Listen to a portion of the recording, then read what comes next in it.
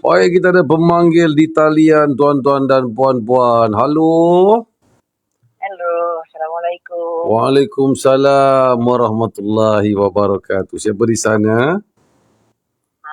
Makcik Intan.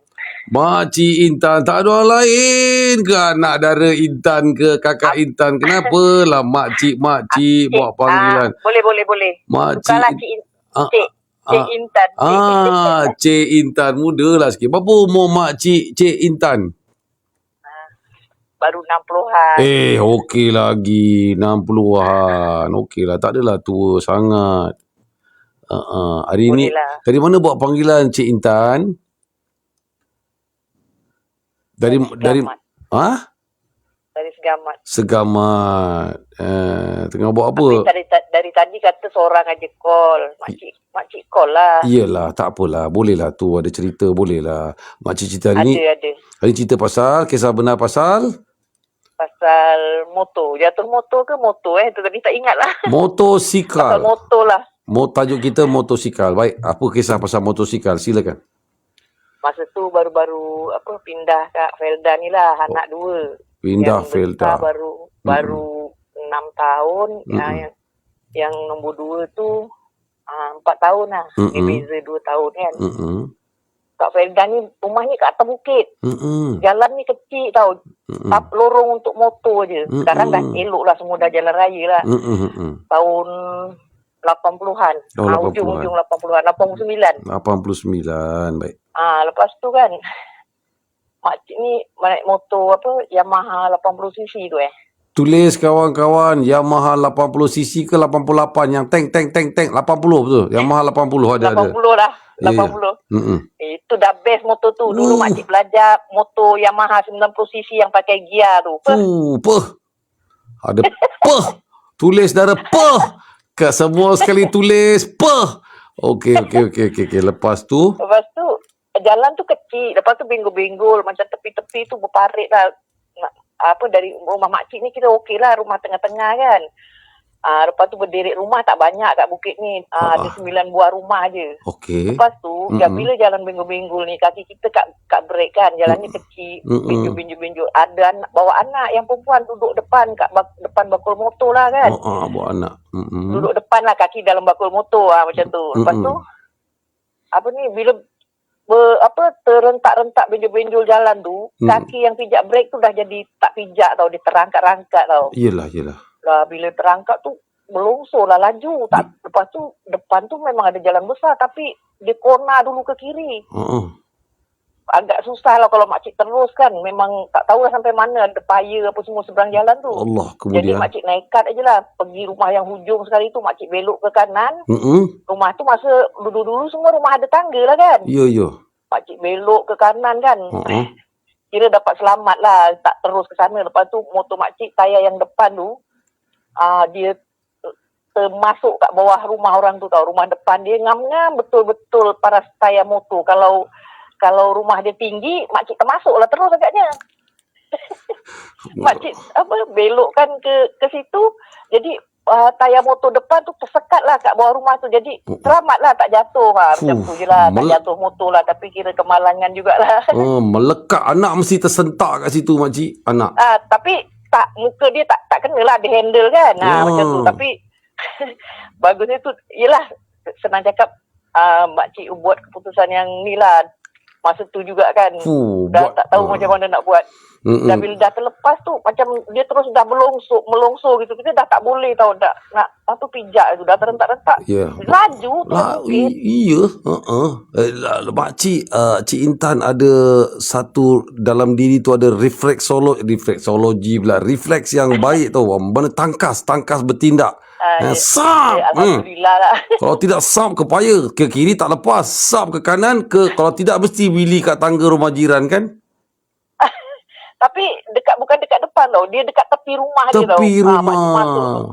Kan rumah Feda tu rendah-rendah. Dulu rumah Feda rendah-rendah macam pondok dulu kan. Rumah makcik tinggi. Kalau rumah makcik memang masuk bawah rumah lah. Memang rumah masuk dia bawah. Tangga berapa kira masuk kat tepi rumah dia lah. Iyalah. Lepas tu jirannya macam mana? Terkejut lah. Tiba-tiba entah bunyi gedegang ke tak tahulah, tapi tak kuat. Entah orang tu tengah lipat kain ke, tengah orang tu tengah tidur laki bini, gedegang sekali. Lepas tu? Siang lah, bukan malam.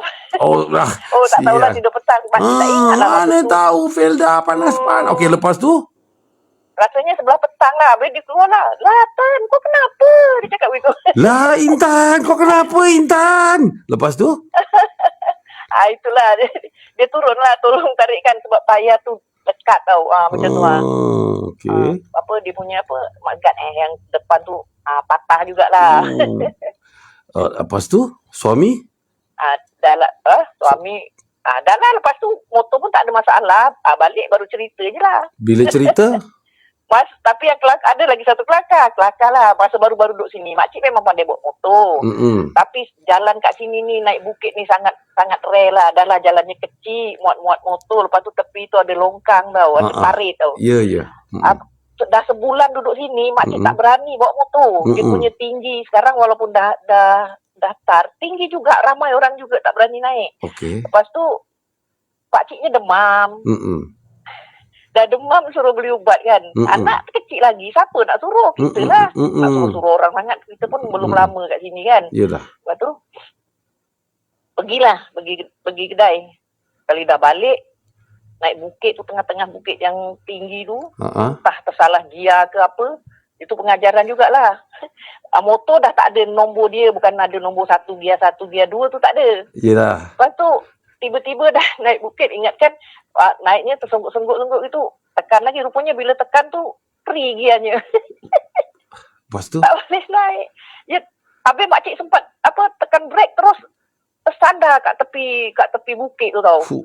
Tersadai motornya. Makcik sempat maksudnya walaupun dah free tu, makcik cepat-cepat tekan brake, tersadaikan motor tu. Macam badannya tombangkan ke kanan tu lah kat tebing bukit tu. Lepas tu makcik turun lah pelan-pelan. Balik jalan kaki.